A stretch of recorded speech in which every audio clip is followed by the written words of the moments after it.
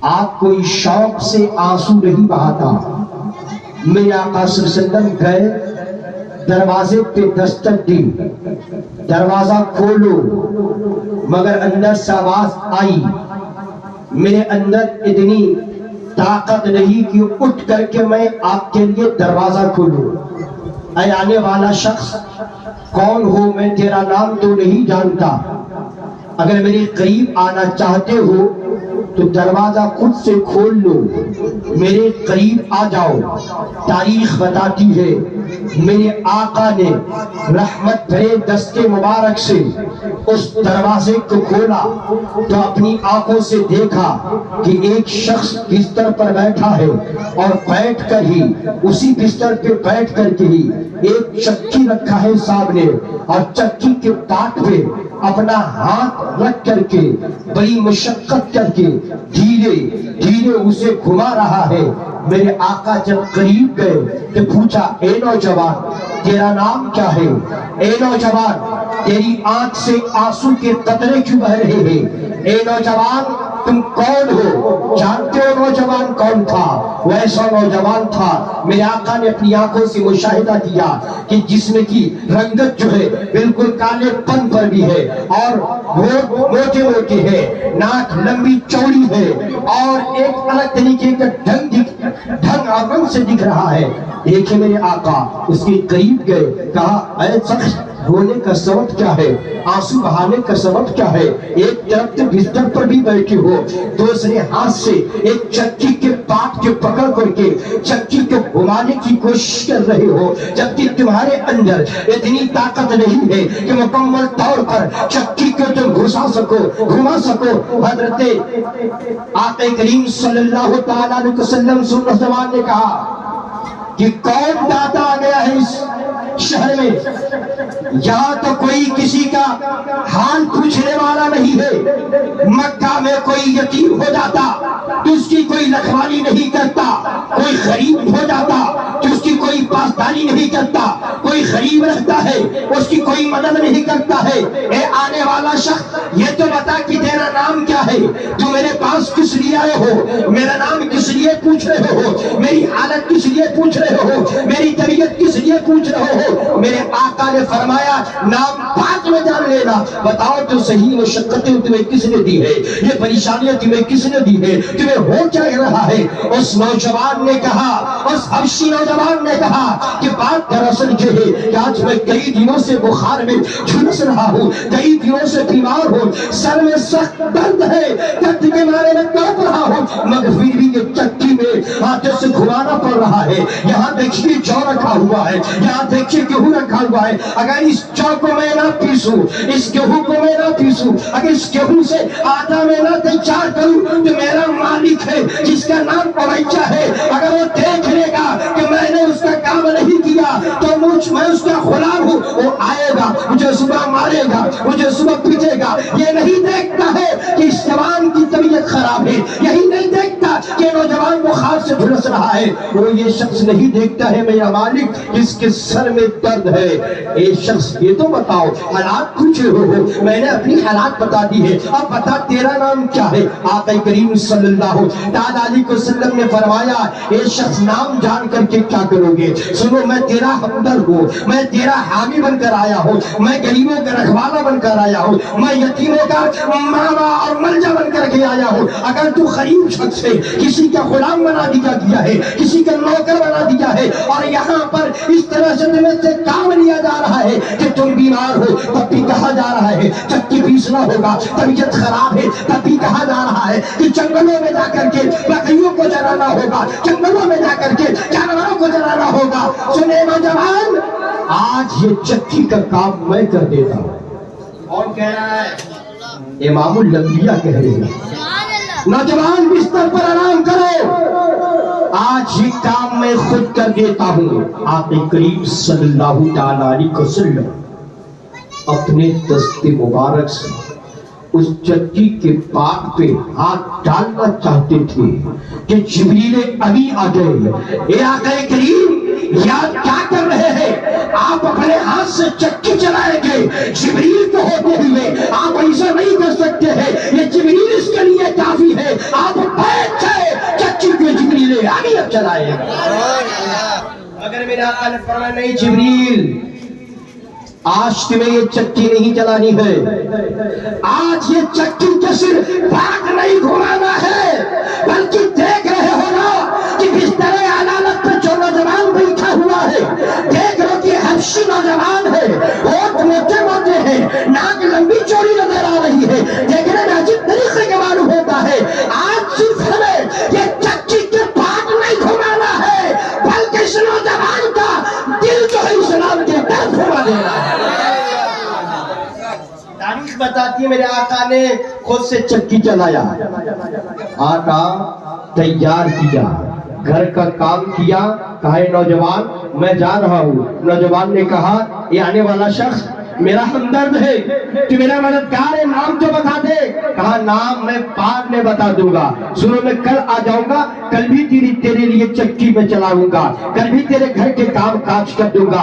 تاریخ بتاتی ہے میرے آقا چلے گئے، دوسرے دن آئے، اور جب دوسرے دن پہنچے تو پھر میرے آقا نے اس نوجوان کے گھر کا سارا کام کیا ہے، اور کام کرنے کے بعد چکی چلائے ہے، آٹا تیار کر دیا. کہا میں چل رہا ہوں. نوجوان نے پھر کہا تھا، اور بیمار شخص نے پھر کہا تھا اے شخص تم کون ہے کہ اس قدر میری مدد کو روزانہ آ رہا ہے، آخر میری مدد کیوں کرنا چاہتا ہے، تیرا نام کیا ہے؟ میرے آقا نے فرمایا نام کل آؤں گا تو انشاءاللہ بتا دوں گا. تاریخ بتاتی ہے میرے آقا چلے گئے، تیسرے دن آئے، پھر اپنے ہاتھ سے چکی گھما رہے ہیں، چکی چلا رہے ہیں، آٹا تیار کی، گھر کا کام کیا. اب اس نوجوان نے کہا کہ بتاؤ تو صحیح آپ کون ہو؟ میرے آقا نے فرمایا کہ دنیا مجھے محمد رسول اللہ کے نام سے جانتی ہے. نوجوان نے کہا کہ جب آپ ہی محمد رسول اللہ ہے تو جو اسلام لے کر آپ آئے ہیں اس اسلام کا کلمہ پڑھا کر مجھے مسلمان بنا دیجیے. میرے آقا نے اس کالے کلوٹے حبشی غلام کو، امیہ کے غلام کو اسلام کا کلمہ پڑھایا، لا الہ الا اللہ محمد رسول اللہ، اور مومن و مسلمان بن گئے. جانتے ہی ایک کالا کلوٹا غلام کون تھا، جانتے ہی امیہ کے غلام کون تھا؟ اگر نہیں جانتے ہو تو جان لے یہ شخص ہے کہ ایک موقع سے آقا کریم نے اذان دینے کے لیے خانہ کعبہ کی چھت پہ چڑھایا تھا اور کہا تھا بلال میری موجودگی میں تم جو ہے سارے لوگوں کو اذان سنا. یہ بلال ہے، بلال. میں نے پہلے ہی کہا تھا کہ اسلام تلوار کے زور پہ نہیں پھیلا ہے، آقا کریم کے اخلاق حسنہ پہ پہنچا ہے. میرے آقا رخصت ہونے لگے مگر ایک نصیحت کی، اے بلال تم امیہ کا غلام ہے، تم ایک کافر کا غلام ہے، ابھی تم اپنے مسلمان ہونے کا اعلان مکے میں نہ کرنا. ہم چند لوگ ہیں، ہم چند گنے لچنے لوگ ہیں، تم پر تمہارا مالک امیہ ظلم کرے گا، ستم کرے گا، اس لیے اپنے ایمان کو، اسلام کو چھپائے رکھنا مصلحتاً، بعد میں اظہار کرنا. میرے ملت کے نوجوانوں بلال تو امیہ کے گھر میں رہ رہے تھے، غلام کی حیثیت سے رہ رہے تھے، کبھی بکریاں جا کر چلا رہے تھے، کبھی جانور جا کے چلا رہے تھے، مگر زبان پر نبی کا تراوا تھا. امیہ نے سن لیا کہ جو میرا غلام بلال ہے تو میرا غلام، مگر اس کی زبان پر محمد رسول اللہ کا ترانہ ہے. فوراً دامن کو پکڑ لیا، کس محمد کی بات کرتے ہو؟ کیا اس محمد کی بات کرتا ہو؟ انہوں نے یہ نہیں دیکھا کہ میں ایک غلام ہوں، میں ایک کافر تھا، وہ میرے پاس آئے، میرے سارے کاج کام کیے، اور جب میں نے ان کے رخ انور کو دیکھا تو اپنے آپ کو ان پر فدا کر دیا اور کہہ دیا اے محمد عربی اپنا کلمہ پڑھائیے، مجھے مسلمان بنا دیجیے. چلو آج سے میں مسلمان ہو گیا ہوں.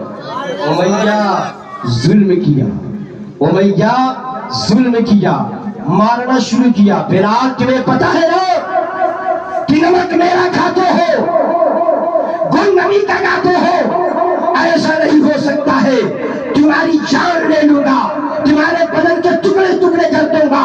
حضرت بلال نے کہا اے امیہ تم مالک ہے کہ تیری حکومت میرے جسم پہ چلے گا، لیکن محمد عربی تو اور محمد عربی ہے جن کی حکومت میرے جسم بھی چلتا ہے اور میرے دل پر بھی چلتا ہے. کبھی بھی میں کبھی بھی میں آقا کریم کے اب دین سے ہٹ ہی نہیں سکتا۔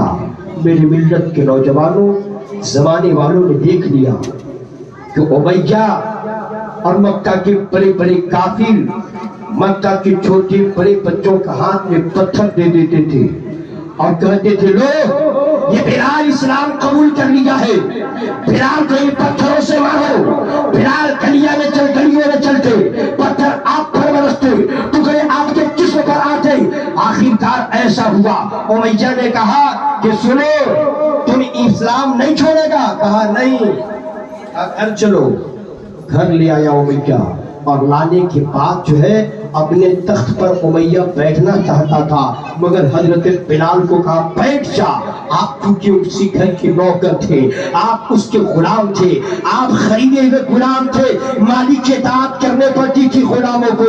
حضرت بلال بیٹھ گئے، جب بیٹھ گئے تو زمانے والوں نے دیکھا تھا، یہ تاریخ پڑھا ہے اور نہیں پڑھا ہے نہیں سنا ہے تو سن لو کہ بلال کے دونوں ہاتھ کو پیٹ کو زمین پہ رکھا، پشت کو اوپر کیا اور زمین پہ رکھ دیا، اور اپنا جو تخت تھا اس کا دونوں پایا حضرت بلال کے دونوں ہاتھ پہ رکھ دیا، اور جب رکھ دیا تو اسی تخت پر امیہ جا کر بیٹھ کر لیٹ دیا، سو گیا۔ حضرت بلال کے دونوں ہاتھ سے خون جاری ہو گئے، دونوں ہاتھ سے خون ٹپکنے لگے، درد سے چیخ رہے تھے، درد سے پکار رہے تھے، مگر نبی کا ترانہ گنگنا رہے تھے۔ امیہ ہے کہ غفلت کی نیند میں اسی تخت پر پڑا رہا، جب اٹھا جب بیدار ہوا تو کیا دیکھتا ہے کہ جس کے ہاتھ پر میں نے تخت رکھ کر کے سو گیا تھا، جس کے ہاتھ سے خون کے قطرے نکل رہے تھے، اب وہ بلال بیٹھ کر کے مسکرا رہا ہے، وہ بلال بیٹھ کر کے مسکرا رہا ہے۔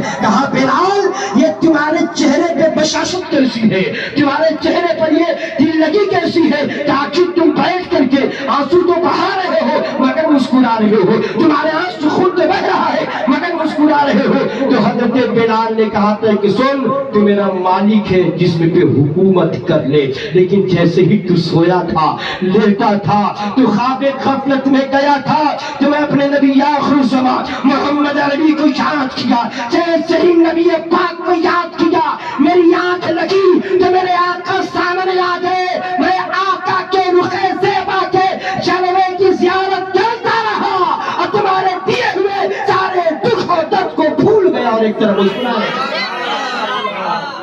تاریخ بتاتی ہے امیہ نے کہا اب تم نہیں مانے گا، امیہ نے کہا اب تم نہیں مانے گا، اب بھی تو دین اسلام کو نہیں چھوڑے گا۔ تاریخ بتاتی ہے کہ روڈ پر سڑکوں پر لے جا کر کے کبھی گرم ریت پر حضرت بلال کو لٹا دیتا، پشت کپڑا نکال دیتا، گرم ریت پر پشت کے پر لٹا دیتا، اب پتھر کا سل چٹان لا کر کے حضرت بلال کے سینے پہ رکھ دیتا تھا۔ اب غور کریں مسلمانوں، آج ہم مسلمان کے گھر میں پیدا ہوئے ہیں مگر 5 وقت کی صحیح سے نماز ادا نہیں کرتے، آج ہم مسلمان کے گھر میں پیدا ہوئے ہیں مگر آقا کریم کی اطاعت نہیں کرتے ہیں، خدا نے جو حکم دیا ہے ہم اس حکم کی تعمیل نہیں کرتے ہیں۔ دیکھو اسلام کیسے انہوں نے قبول کیا تھا کہ پتھر کے سلسلے پر لٹا دیے جا رہے ہیں، گرم گرم کے ریت پہ لٹا دیے جا رہے ہیں، اور اس طرح سے گرمی کی شدت دی جا رہی ہے کہ آپ کا جسم کی چربی جو ہے پگھل پگھل کے باہر ہو رہا تھا۔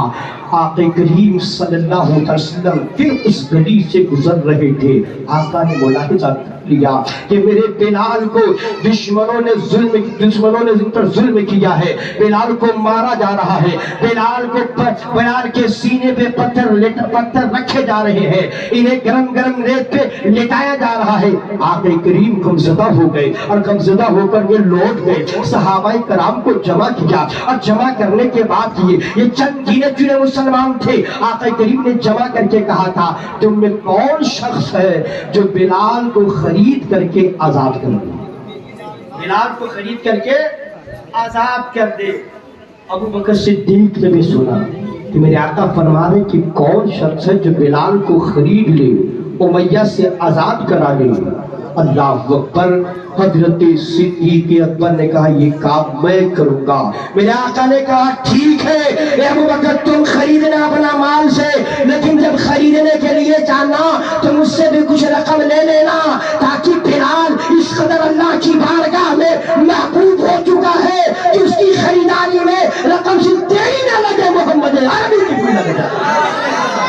تاریخ بتاتی ہے حضرت ابوبکر صدیق چپکے سوٹے چلے گئے اور جا کر کے امیہ سے کہا یہ بتاؤ کہ جو تیرا کالا کلوٹ کا غلام ہے نہیں، حبشی غلام جس کا نام بلال ہے، کیا اس غلام کو بیچو گے؟ امیہ نے کہا تم خریدو گے؟ کہا ہاں میں خریدوں گا۔ بول اس کی رقم کیا ہے، بول اس کی قیمت کیا ہے؟ سمجھانے کے لیے ایک بات بتا دینا چاہتا ہوں، مثال کے طور پر آج اگر کسی چیز کی قیمت 1000 ہے تو بیچنے کا من نہیں ہو تو آپ کیا کہیے کہ 10,000 کا ہے، کیا ہے 10,000۔ اس نے کہا 10,000 لے آؤ، لے جاؤ بلال کو۔ ابو بکر صدیق نے کہا ٹھیک ہے۔ جب تیار ہو گئے تو امیہ نے کہی تو خریدنے کو تیار ہو گیا ہے، کہنا نہیں 10 میں نہیں 30 میں، 30 میں نہیں 50 میں، یعنی کئی گنا قیمت بڑھا دی۔ تب بلال کو لے جاؤ۔ ابو بکر صدیق کہتے جو مانگنا ہو مانگ لو، مگر بلال کو میرے حوالے کر دو، میں بلال کو تم سے آزاد کرانا چاہتا ہوں۔ امیہ نے دیکھا کہ اب تو اور راضی ہونے کا کہ اتنا نہیں، اتنا اوقیہ سونا دینا ہوگا، کہا یہ بھی تیار، یہ بھی لے لو۔ اس نے آخری شرط رکھی کہ ابو بکر ایسے بلال کو نہیں دوں گا، ایک شرط پہ دوں گا کہ جو تیرا غلام ہے نا، تیرا غلام بڑا خوبصورت ہے، بڑا حسین اور جمیل جوان ہے، اپنے غلام کو بھی دو، اتنا اوقیہ سونا دو، اتنی رقم دو، تب لے جاؤ میرے غلام کو۔ ابو بکر صدیق نے کہا تجھے کانے کے بدلہ گورا غلام چاہیے، تجھے کانے کے بدلہ اتنی رقم چاہیے، ایک کانے غلام کے بدلے تجھے جو ہے اتنے اشرفیاں چاہیے، سونا چاہیے، چلو سونا بھی لو، رقم بھی لو، میرا نوجوان اور خوبصورت غلام بھی لے لو، مگر بلال کو میرے حوالے کر دو۔ تاریخ بتاتی ہے کہ اتنی موٹی رقم، اتنا سونا اور ایک غلام دے کر کے تنہا بلال کو حضرت صدیق نے بلال کو جب خرید لیا تو امیہ نے کہا کہ ابو بکر صدیق ہم نے سنا تھا کہ تم بڑے اچھے تاجر ہو، کوہنا مشق تاجر ہو، تم کبھی بھی نقصان کا سودا نہیں کرتے ہو، مگر آپ جو تم گھاٹے میں چلے گئے۔ کہا کیوں؟ کہا ایسے کہ بلال تو کام ہی نہیں کر پاتا ہے، اس کے بدلے تم نے سونا بھی دے دیا، بلال جو کچھ کر ہی نہیں پاتا ہے، اس کے بدلے تم نے اتنی رقم دے دی ہے، اس کے بدلے تم نے اپنا حسین جمیل اور خوبصورت موٹا تازہ غلام بھی میرے حوالے کر دیا۔ بلال کی حیثیت کچھ نہیں ہے، اگر تم اس سے معمولی قیمت پر بھی بھیجنا پڑتا تو میں بلال تو کسی کے ہاتھ بیچ دیتا، مگر ابو بکر کتنا نادان ہے کہ اتنی موٹی رقم ایک کانے کلوٹ کے بلال کے لیے لگا دیا۔ حضرت ابو بکر صدیق نے کہا یہ مت دیکھو کہ کالا کلوٹ کا غلام ہے، یہ مت دیکھو کہ یہ کیا ہے، میں اس کی صورت دیکھ کر خریدنے نہیں آیا تھا، اور یہ تو محمد عربی کی زبان سے بات نکل گئی تھی کہ دوم ہے جو بلال کو خرید لے، تو جب نبی کی زبان سے بات نکل جاتی ہے اس پہ عمل کرنے کے لیے ابو بکر صدیق کو اگر جان بھی دینے پڑتی تب بھی بلال کو خرید لیتا۔ تو کیا سمجھو کہ بلال کی قیمت کیا ہے؟ میری ملت کے نوجوانوں، بلال کو لے کر آ گئے میرے آقا کے پاس۔ جب آگے تو میرے آقا نے کیا خرید لیا ہے؟ کہا ہاں میں خرید کر آزاد کر کے اب آپ کی بارگاہ میں پیش کر رہا ہوں، آپ یہ تحفہ قبول کر لیں۔ میرے آقا نے فرمایا یہ ابو بکر صدیق میں نے کہا تھا نا کہ جب خریدنے کے لیے جانا تو کچھ رقم مجھ سے بھی لے لینا تاکہ بلال کی خریداری میں میری رقم بھی لگ جائے۔ ابو بکر صدیق نے کہا آپ سے رقم لے کر کے میں کیا کروں گا؟ یا رسول اللہ ہماری جان، ہمارا مال، ہماری دولت، یہ جو کچھ ہے یہ ہمارا نہیں ہے، یہ سب کچھ آپ ہی کا تو ہے۔ ایسے عاشق پیدا کریں، ایسے عاشق بنائیں ہم اپنے بچوں کو۔ میری ملت کے نوجوانوں، اب میں اختصار کے ساتھ اپنی گفتگو کو آگے بڑھانا چاہتا ہوں کیونکہ وقت کم ہے، اور اسی کم وقت میں مجھے حضرت سیدنا عمر فاروق اور عثمان غنی کو بھی کچھ تاریخیں آپ کے قلب و ذہن میں اتارنے کی کوشش کروں گا۔ میری ملت کے نوجوانوں، ابو بکر صدیق جب آپ کی روح پرواز کرنے والی تھی، تو آپ نے کہا کہ ٹھیک ہے، جب میرا انتقال ہو جائے تو تم مجھے آقا کریم صلی اللہ علیہ وسلم کے روضے پہ لے جانا اور اجازت طلب کرنا، اگر میرے لیے اجازت مل گئی تو آقا کے پہلو میں مجھے بھی دفنا دینا۔ تاریخ پڑھ کے مورخوں نے لکھا ہے کہ جب حضرت ابوبکر صدیق کا انتقال ہو گیا اور لوگ لے کر چلے، ساتھ میں مولا علی بھی ہے، عثمان غنی بھی ہے اور دیگر صحابہ ہے، جب وہاں گئے تو آج یہ جو گنبد خضرا دیکھ رہے تھے، یہ اس وقت گنبد خضرا نہیں تھا، بس ایک حجرہ تھا، ایک روم تھا جس میں میرے آقا صلی اللہ علیہ وسلم کا مزار مبارک گئے، تالا لگا ہوا تھا۔